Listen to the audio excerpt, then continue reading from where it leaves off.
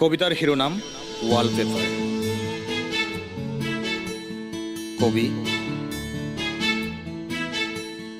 বিজু ফাংচু।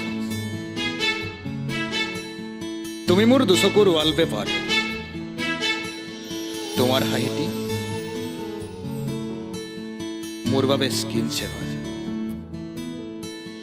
তুমি যেতিয়া কাষলৈ আহা মোৰ বুকুত ভাইব্ৰেশ্যন উঠে।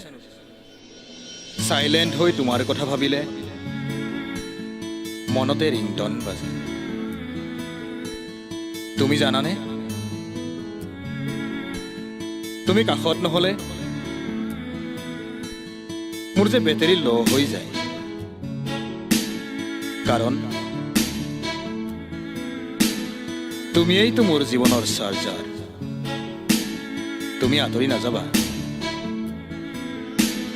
তুমি আঁতৰি গ'লে মই দেখোন চুইচ অফ হৈ যাম চিৰদিনৰ বাবে।